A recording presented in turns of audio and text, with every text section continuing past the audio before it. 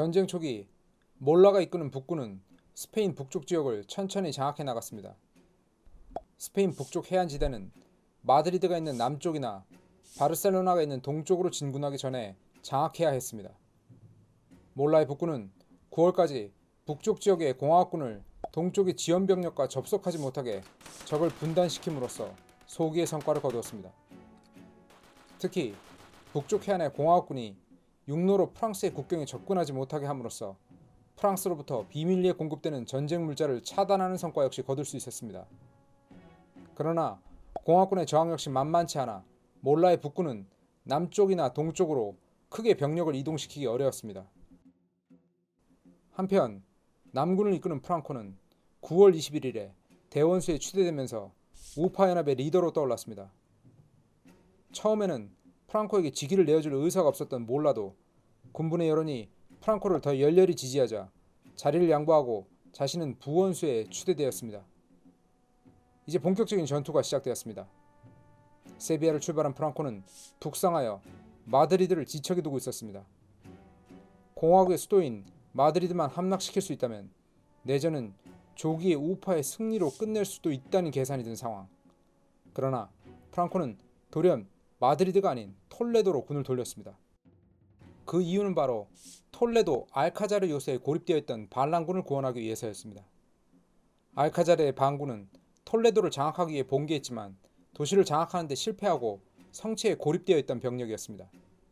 프랑코는 빠르게 마드리드를 공략한다는 전략적인 우위보다는 이들을 구원함으로써 우파의 이미지를 끌어올리는 것이 더 중요하다고 판단했습니다. 결국 톨레도에 몰아닥친 프랑코의 대군에게 도시는 함락되었고 마드리드의 공화국은 프랑코의 군대를 저지할 수 있는 시간을 더 확보할 수 있었습니다. 톨레도에 아군을 구출하며 우파의 영웅이 된 프랑코는 10월 1일에는 우파 정부의 수반으로 추대되었습니다. 11월이 되자 프랑코의 군대는 기세를 몰아 북으로 진격, 마드리드 공세를 시작하였습니다. 11월 6일 프랑코군의 공세가 시작되기 이틀 전 공화국 정부 요인들은 마드리드를 빠져나와 발렌시아로 도주했습니다. 이렇듯 마드리드는 곧 반란군에게 함락될 것처럼 보였지만 공화국군은 만만치 않았습니다. 프랑코군의 대공세에도 불구하고 공화국군은 마드리드를 지켜냈으며 초기 대공세 이후에는 국제이용군 3,000명까지 공화국군에 합류하여 마드리드 방어에 나섰습니다. 결국 프랑코는 무리하게 마드리드를 포위하기 위해 병력의 낭비만을 초래하기보다는 공중에서 폭격을 가해 도시를 고사시키는 전략으로 작전을 변경하였습니다. 해를 넘어 1937년이 되었습니다. 병력을 더 충원한 프랑코는 1월과 2월에 마드리드를 두 차례 더 공격했지만 함락에 실패하였습니다. 마드리드를 지켜냈음에도 불구하고 전세는 공화국군에게 불리하게 돌아가고 있었습니다. 2월 초에 벌어진 말라가 전투에서 공화국군이 패하면서 남쪽 해안의 상당 지역이 이제 반란군의 통제하에 놓이게 되었습니다. 이 기세를 몰아 프랑코는 2월 내내 자라마 전투를 통해 마드리드와 발렌시아 사이의 보급로를 차단하려 애썼지만 국제의용군의 활약에 힘입은 공화국군은 마드리드의 생명줄을 지켜냈습니다. 마드리드 함락이 없이는 전쟁을 수월히 끝낼 수 없다고 믿었던 프랑코는 포기하지 않았습니다. 다시 3월 8일에서 23일에 걸쳐 마드리드 포위망을 완성하기 위해 과달라자라 전투가 벌어졌습니다. 이번 공세에는 이탈리아군이 선봉에 서서 국제의용군과 싸우는 대리전 양상으로 시작되었습니다. 전황이 길어지면서 공화국과 반란군 모두 엄청난 사상자를 내었지만 마드리드를 고립시키려는 프랑코의 계획은 실현되지 못했습니다. 잠잠했던 북쪽 전선에서 3월 31일부터 다시 비즈카야 작전으로 공세를 시작한 반란군은 7월 1일까지 치열한 전투를 벌인 끝에 빌바오와 그 인근 지역을 접수하였습니다. 이때 독일 공군의 폭격 지원은 반란군 승리의 결정적인 요인 중 하나였습니다. 특히 이 작전 기간 중인 4월 26일 독일 공군의 폭격으로 바스크 지역의 작은 마을인 게르니카의 주민 수백 명이 사망하는 사건이 일어나 전 세계인들의 공분을 사기도 했습니다. 당시 프랑스에 머물던 피카소는 이 사건에 영감을 얻어 그 유명한 미술 작품인 게르니카를 그리기도 했습니다. 이 와중인 6월 3일에는 반란군의 북쪽 지역을 이끌던 몰라마저 비행기 사고로 죽으면서 우파의 모든 권력은 프랑코에게 집중되었습니다. 그리고 기우는 전세를 역전시키기 위한 공화국군의 반격이 시도되었습니다. 7월 6일부터 25일까지 공화국군은 마드리드의 숨통을 틔우기 위해 근처 부르네테를 공략하였지만 국지의용군의 정예병력이 크게 손상되는 패배를 입고 말았습니다. 게다가 8월 24일에서 9월 7일에는 사라고사를 회복하기 위한 벨치테 전투가 벌어졌는데 공화국군은 작은 승리를 통해 몇 마일의 땅을 회복하긴 했지만 도시를 해방하지도 못하고 수천의 병력을 잃는 사실상의 참패를 경험하고 말았습니다. 1937년 하반기를 지나면서 반란군은 다시 본격적으로 진격을 하기 시작했습니다. 8월에는 북쪽 해안지대 핵심 도시인 산탄데르를 함락했고 10월에는 대규모 공세의 성공으로 히온까지 점령하면서 마침내 북쪽 해안지대 전체가 반란군의 손에 들어왔습니다. 이 성공을 바탕으로 반란군은 11월에 공화국 정부가 천도한 새 수도 발렌시아 방향으로 진군하면서 공화국군은 다시 한번 수도를 옮기기로 결정했습니다. 그들은 바르셀로나를 선택했습니다. 당시 바르셀로나는 무정부주의 세력의 중심지였습니다. 이들은 우파 반란군은 증오하여 공화국 편을 들지만 공화국 정부에게도 적대적이었습니다.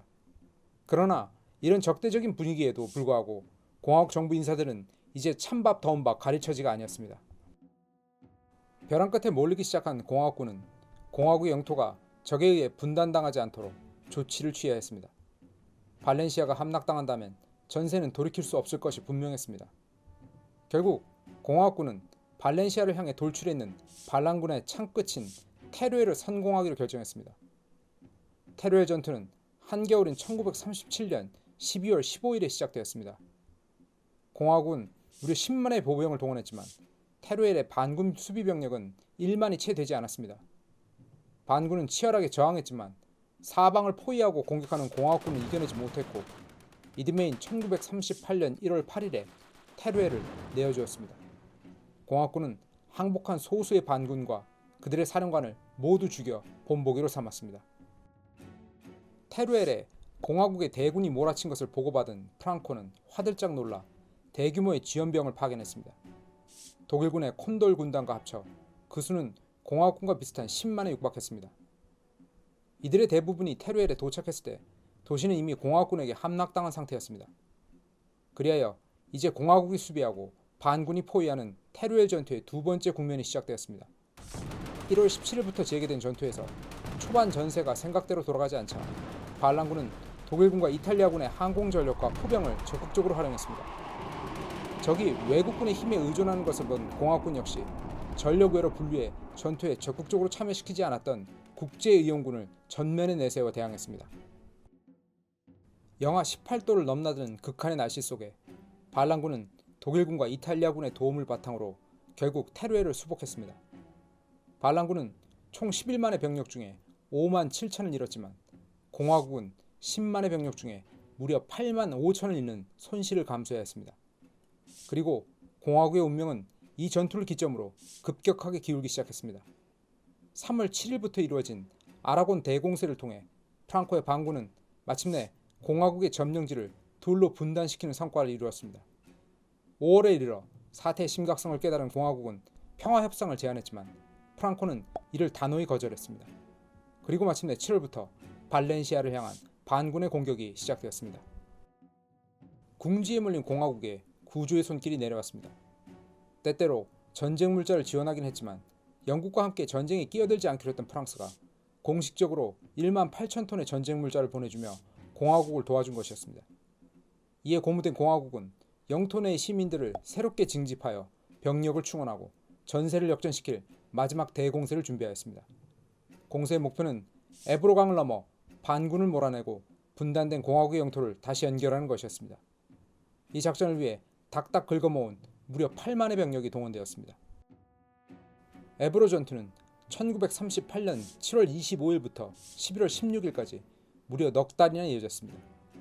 에브로강을 가운데에 두고 강을 건너 교두보를 확보하려는 공화국군과 강 건너편에서 이를 저지하려는 반란군, 독일 콘돌 군단, 그리고 이탈리아 병력이 끊임없이 사륙을 저지르는 지옥이 펼쳐졌습니다. 8만이 동원된 공화국군에 대항하는 반군 측 병력 역시 9만으로 대등했지만 역시 이번에도 반군 측이 전차는 5배, 포는 2배가 많았으며 500대의 전투기가 있었던 반군과는 달리 공화국의 항공력은 전무했습니다. 결국 공화국은 에브로강을 건너는 것을 포기하고 후퇴했습니다. 양측 모두 많은 사상자를 냈지만 전술 전략적인 면에서 모두 공화국이 패배한 전투임을 부인하기 어려웠습니다. 드디어 공화국의 최후가 다가오기 시작했습니다. 1938년 12월 말부터 1939년 1월까지 프랑코는 좌파의 핵심지인 카탈로니아를 점령하기 위해 병력을 집중하였습니다. 그리하여 1월 15일에는 타라고나, 26일에는 바르셀로나, 그리고 2월 2일에는 지로나가 모두 함락되었습니다. 카탈루냐의 함락은 좌파의 사기를 완전히 꺾어버리기에 충분했습니다.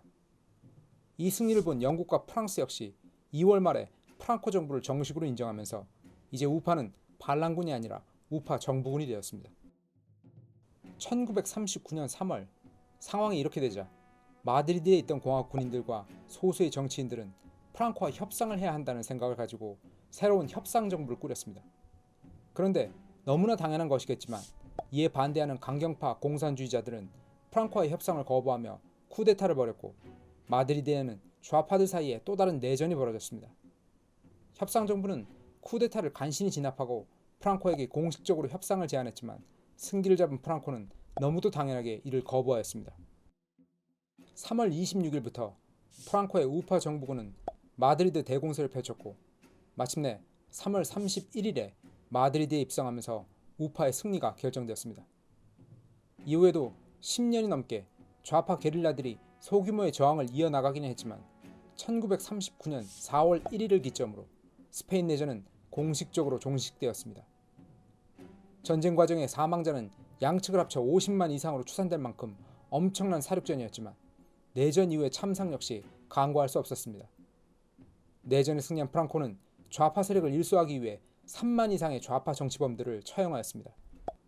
공식적인 처형 이외에 테러와 린치로 죽은 이들의 수는 정확히 알 수 없었습니다.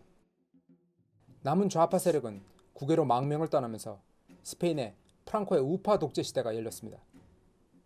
이렇게 스페인 내전은 끝이 났지만 전 유럽은 이제 새로운 전쟁으로 들어서려 하고 있었습니다. 스페인 내전 중인 1938년 3월 히틀러는 오스트리아를 합병했습니다.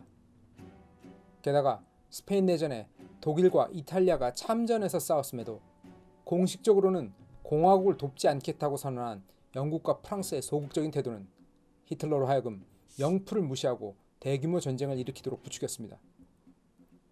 이에 더해 무기력하게 전쟁 물자만 소극적으로 지원하던 영프와는 달리 히틀러와 무솔리니는 자신들의 정예병을 스페인 내전에 참전시켜 전격전의 시험 무대로 삼음으로써 사실상 2차 대전의 전술 훈련을 진행할 수 있었습니다. 따라서 스페인 내전 종식 넉 달 만인 1939년 9월 1일에 2차 대전이 발발한 것은 결코 우연이 아니며 스페인 내전은 2차 대전 유럽 전선의 개전을 알리는 프롤로그가 되었던 것입니다. 유익한 시간을 보내셨기를 바라며 이어지는 새로운 에피소드로 찾아뵙도록 하겠습니다. 시청해주셔서 고맙습니다.